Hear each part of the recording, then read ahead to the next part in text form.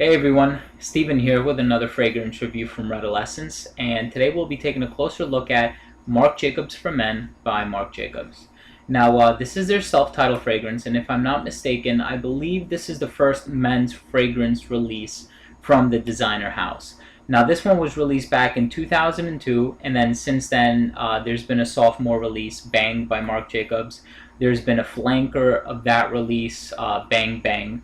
However, I was actually more acquainted with the women's fragrances from the Marc Jacobs house before I even got my nose around this one. And that's because many of my female friends have Marc Jacobs, everything from Daisy to Lola, Oh Lola, a flanker of Daisy. So I've actually gotten quite around the women's fragrances before I got a chance to smell any of the men's fragrances. But I did recall seeing this one on the shelves of Sephora, and I got attracted to it and I wanted to smell it out, see what I was working with here. I've never really gotten my nose on a Marc Jacobs fragrance before this one, so I decided to give it a try, and I was actually quite intrigued by it. I liked the way it smelled. It really caught my attention, just because, and I have to agree with Mark, Robes08 on this one, it did have a niche quality to it. It was very reminiscent of a niche fragrance, at least for me.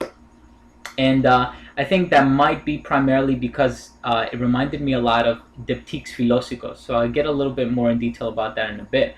But I got a little sample vial of it, took it home, tested it out, wore it a few times, ran out of that, went back to Sephora about a week later, got another sample vial, finished that one off, and then on my third visit to Sephora, I decided to finalize the purchase, and I actually ended up buying this bottle. Now, they don't carry this, at least not in the one by my house, and they were actually getting rid of their Marc Jacobs bottles to, I guess, make space for a new fragrance.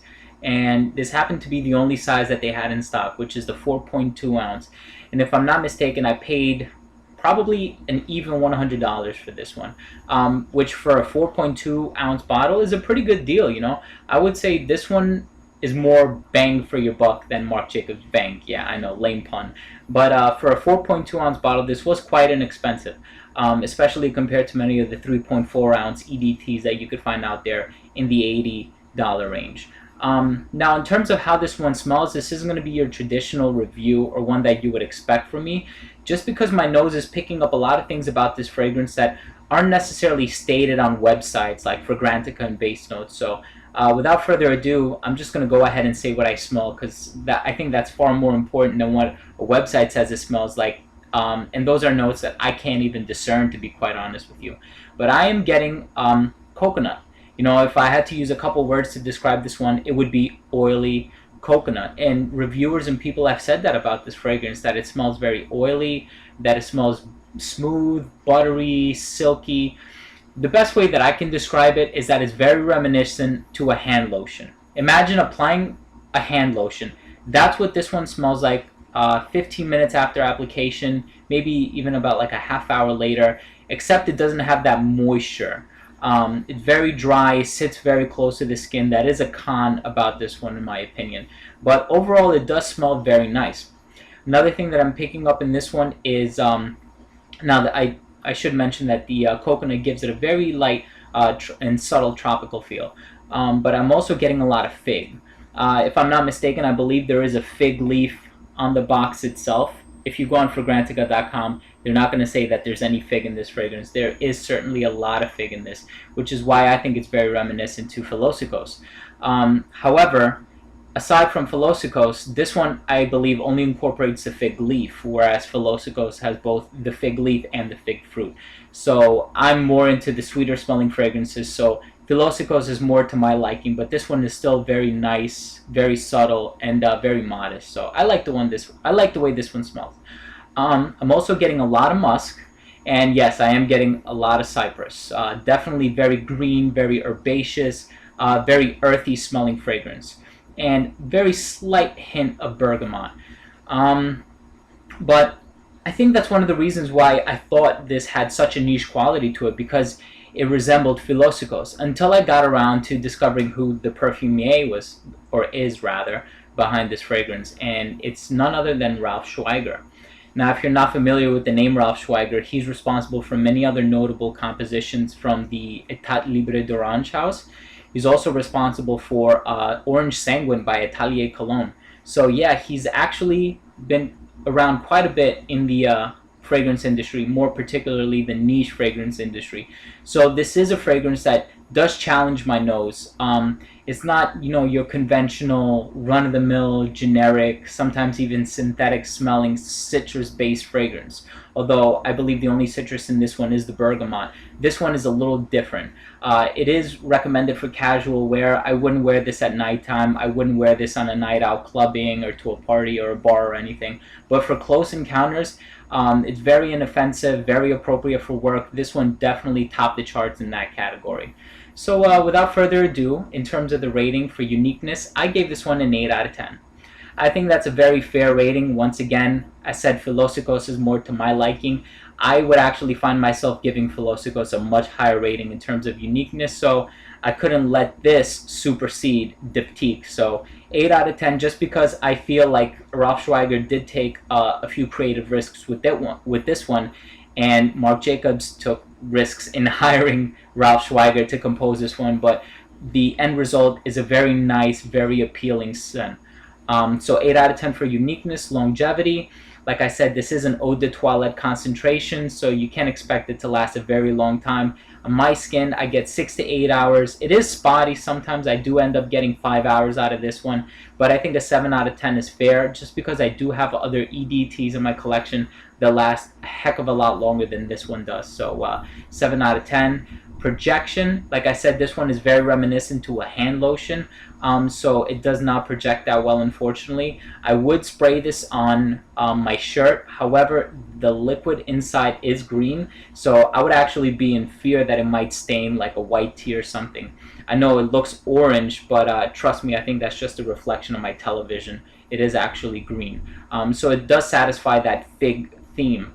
In terms of versatility, a little bit of a higher rating matched up with uniqueness. I gave it an 8 out of 10, just because for versatility, I could picture myself wearing this to work, to school. I graduated, but if I were still in school, I would wear it to school. I would wear it on a casual night out, maybe shopping in the comfort of my own home. It's appropriate for a wide variety of seasons. I could see this one being worn all year round.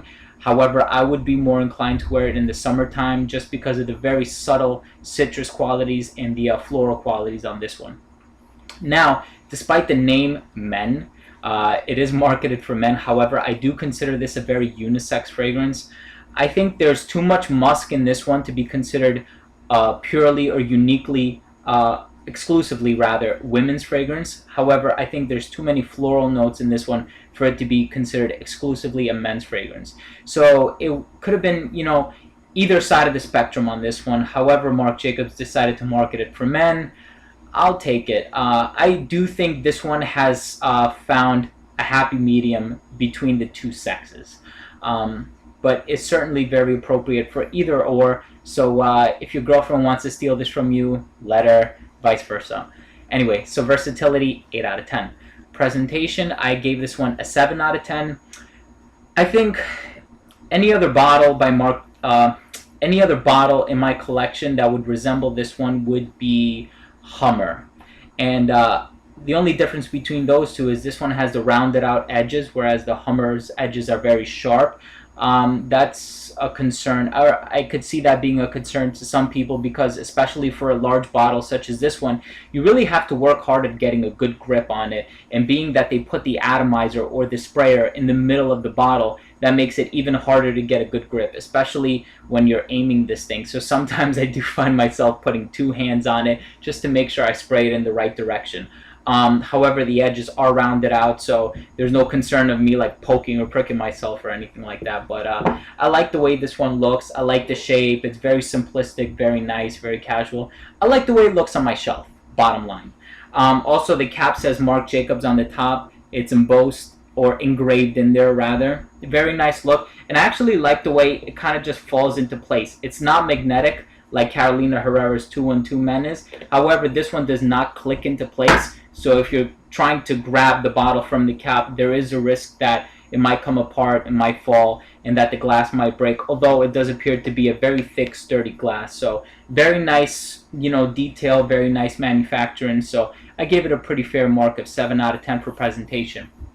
And now in terms of overall rating, this one has earned a 37 out of 50.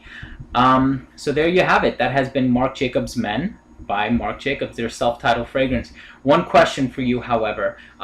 Taking the overall smell and the price factor into consideration, and the concentration into consideration, which one would you rather wear or rather purchase? Marc Jacobs for Men or Diptyque's Philosophes? Please leave me a comment down below. I would love to hear your opinion on the matter. As always, please don't forget to comment, rate, and subscribe.